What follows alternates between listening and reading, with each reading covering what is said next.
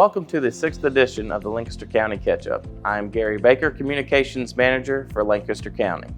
We have another great show for you today as we will visit our solicitor's office as they held their very first Veterans Court. We then have a special presentation with the Lancaster County Coroner and wrap things up as we go into an open house for Continental Tire. I have not sanctioned you not one time throughout this whole program. Powerful words set the foundation for success as the 6th Circuit Veterans Court held its very first graduation ceremony. The Honorable Judge Russell Feaster Sr. presided over this meeting and discussed what he observed through this veteran's journey. A testament to change. You know, I'm sure that most participants, the first thing on their mind is avoiding prison. And I'd be surprised if that wasn't the first thing on your mind. I understand that. But as you move through the program, I could tell that you wanted a lifestyle change, to change your life. The graduate was also able to share thoughts on this new program. Plus some personal relationships she was able to build on her journey. It's a program where it shows that they really care. Like all of the counselors, if I needed them, it wasn't a time that they didn't show up for me. They became my friends. You know what I'm saying? And when they became my friends, y'all stuck with me. And for that, y'all, I just say thank you. I'm so happy for you. So I'm happy to announce right now that I do find you in full compliance, and I do find that you have successfully completed the 6th Circuit Veterans Treatment Court for the County of Lancaster. Congratulations.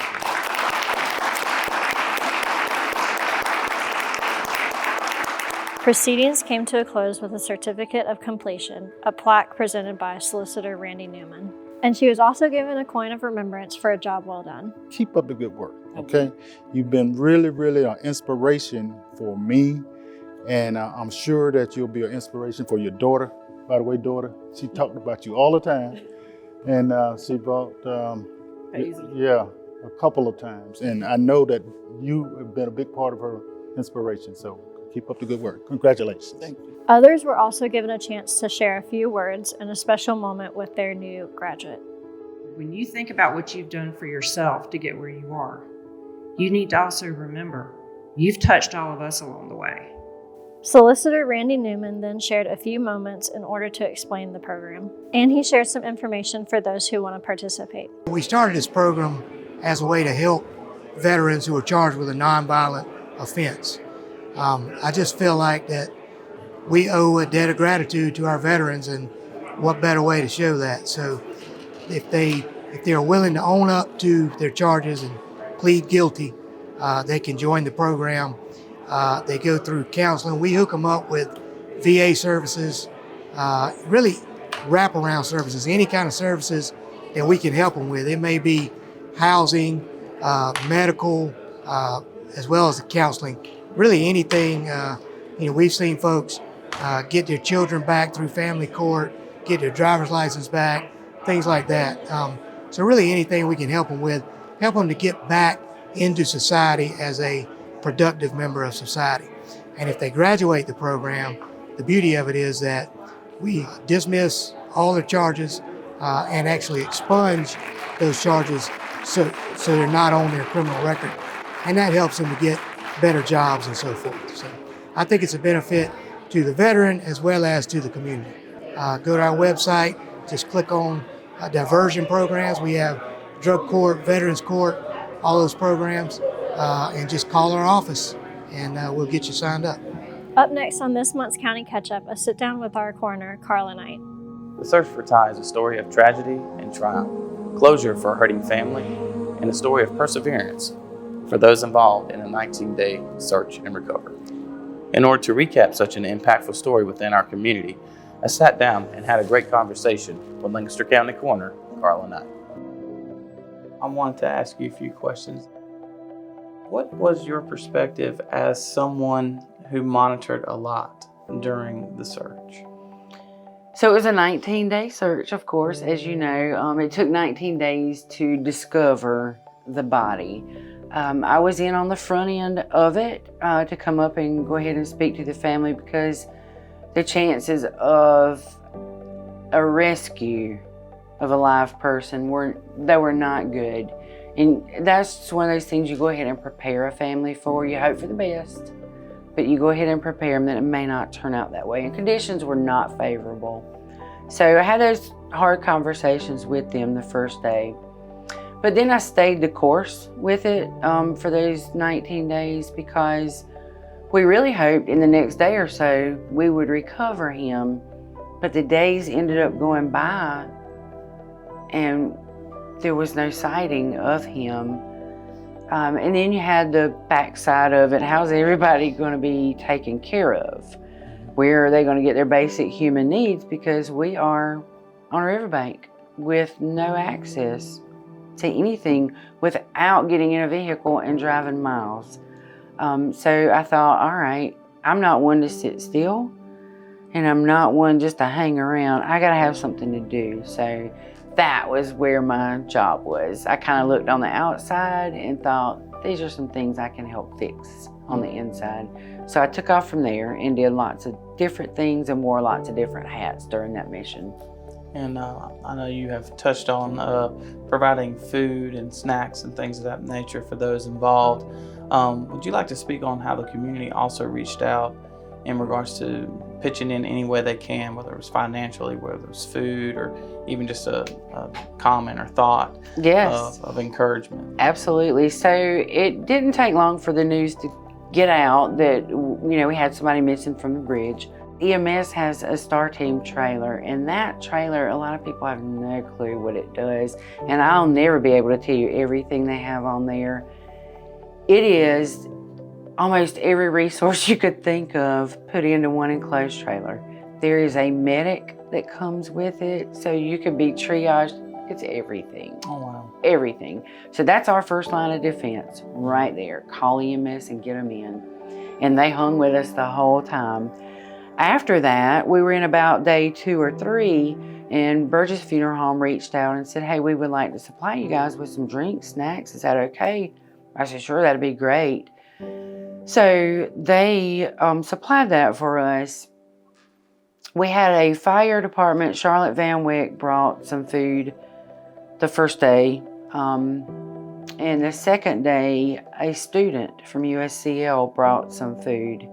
We were fortunate. My truck wouldn't hold but so much. Yeah. So we would take a load one day and let them have that and eat on that, and then we'd bring more the next day and replenish. It was wonderful. The outreach was incredible because I learned that really the community just wants to help. Mm-hmm. They really do. And the more you involve them, the more they'll become involved. And that outreach kept us sustained for 19 days. And not only did it stay within our county and our community, it reached out as well. I had donations that came in from Georgia, Florida, to be able to buy lunch for them. And lunch is expensive. And I knew that I couldn't do that for 19 days. So the community, that's where they came in. It was an incredible, incredible effort. Incredible. That's awesome. And then I know there was a lot of celebration with those that worked hard. And if you could just speak on what that would feel like to have that kind of success, to be able to bring that kind of closure to a family that's been waiting. The door of the command center just swung open wide. And my immediate thought was somebody's been hurt. And so far, 19 days, nobody had been hurt. And that's amazing because the conditions, the weather, and I see Dave look around again and he spots me and we make eye contact and he said, we found him. And I said, and so I just tell Joey that's driving, I said, stop the truck. And I just jump out, take off, and I run. And we were inside a fenced area where we were parked and Dave was on the outside. And we just ran to each other, and through the fence we were high-fiving. I watched the other people in the rescue mission who for 19 days you watch them over time, their posture sinks, their head kind of goes down, and you can just see defeat in the way that they're standing. And I watched like a wave go across there. Everybody stood up straight, and it was cheering and high fives, and everybody took off to the bank. And a collective group, we just went down and celebrated. And so it was a fantastic effort. The combo was one of Dave's dogs. Her name is Havana, and Chico, who was the one operating the boat. Havana gave the behavior. Her handler, Jeff, recognized it. They start kind of going over that area, and Chico's looking as Havana is scanning with her nose. And between his eyes and her nose, they spotted him. Wow. So it was quite amazing. I mean, I can't say enough for our resources we have in this county. From EMS to fire to our sheriff's office, we had somebody there with us almost every day. They came and flew their drones for us. The collaboration was incredible. That's awesome. Yeah. And I also want to talk with you about consoling the family in that time. What was that process like, just being with the family and talking with them every single step of the way through the difficult time? I kept them updated via text multiple times a day. I also saw them in person multiple times a day. As the days went on and the searches didn't produce anything, they grew kind of weary and kind of restless. And I thought, I tell them every day what we're doing, but they've never done this. So I brought them in here for a meeting with the family and said, let me show you what we're doing.